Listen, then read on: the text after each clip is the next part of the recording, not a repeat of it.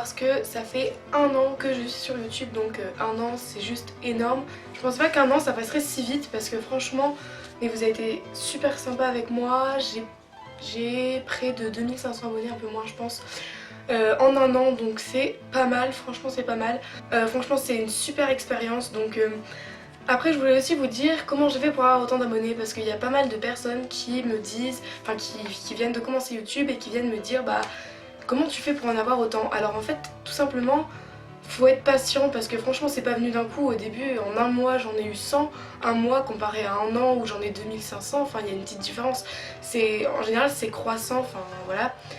Après voilà, je voulais vous donner quelques petits conseils pour bien réussir vos vidéos, pour bien commencer votre chaîne, etc. etc. Même si la mienne elle a pas super bien commencé, hein, je le cache pas.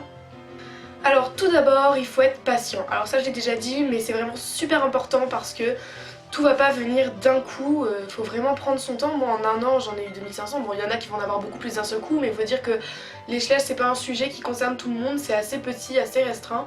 Donc c'est pas avec ça vous aurez 1 million d'abonnés, il faut pas croire que tout va venir d'un coup. Donc pour commencer on va parler des vidéos. Alors quand vous faites une vidéo, il faut qu'elle soit... alors excusez-moi si je regarde pas toujours l'objectif mais bon. Vos vidéos elles soient claires, qu'on vous entend bien. Le mieux c'est de filmer avec une caméra, mais si vous n'en avez pas, filmer avec un portable ça passe encore, ça filme en 720p donc ça devrait être pas mal.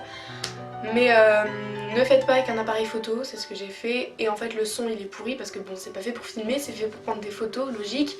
Quand vous filmez, enfin faut faire un montage après, parce que si vous mettez la vidéo comme ça sur YouTube, enfin en général c'est super long et c'est pas agréable à regarder. Faut faire quelque chose aussi, choisissez un endroit où c'est lumineux, filmez pas quand il fait déjà noir dehors, ça sert à rien. Et ensuite donc le montage. Alors moi le montage j'utilise Movie Maker sur PC, mais franchement enfin c'est un logiciel pour commencer, c'est pas mal, mais je pense changer parce que j'en ai un peu marre. Bah, si vous utilisez Movie Maker, donc c'est gratuit, donc c'est cool parce que du coup voilà c'est un truc de montage gratuit. Et ensuite quand vous montez une vidéo, gardez que les trucs les plus importants. Par exemple là moi je sais que je vais couper plusieurs fois la vidéo sinon elle va durer une éternité. Je veux dire faites vraiment un montage, utilisez une intro aussi c'est pas mal. Alors me dites pas que vous savez pas faire les intros, si vous savez faire un montage vous savez faire les intros. Si vous ne savez pas faire les montages, je vous invite à regarder un tutoriel pour utiliser n'importe quel site de montage, donc Movie Maker par exemple.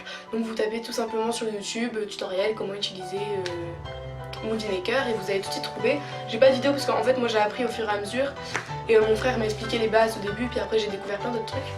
Pour prendre les photos, je vous conseille un appareil photo, c'est mieux. Prenez celui de vos parents par exemple si vous n'en avez pas. Enfin moi perso c'était celui de mon frère mais je vais racheter. Franchement pour faire une belle photo il faut quand même un minimum, c'était un minimum de qualité. Oui, quand vous postez la vidéo sur YouTube, alors si vous faites avec un portable, je sais pas le faire moi avec un portable parce que j'ai toujours fait avec mon PC, donc je sais pas du tout comment on fait.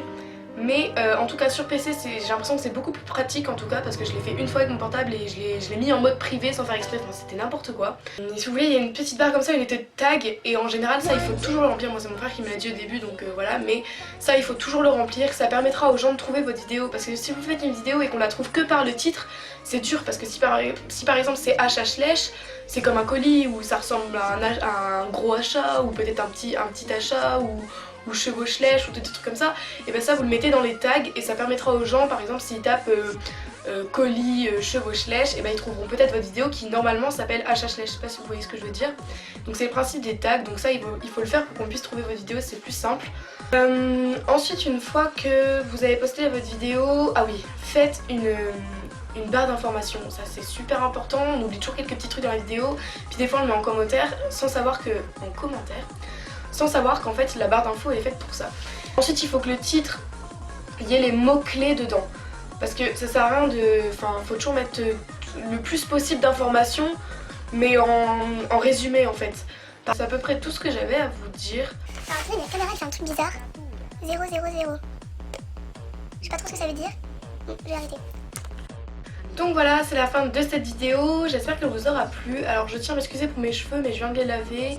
Elle vous aura aidé, qu'elle aura aidé des gens qui passent par ici aussi et qui ne sont pas encore abonnés. Si vous n'êtes pas encore abonné, je vous invite à le faire. Ça fait toujours plaisir, hein. C'est pas parce que j'en ai beaucoup que je fais plus attention à mes abonnés. Je vous dis à bientôt pour de prochaines vidéos.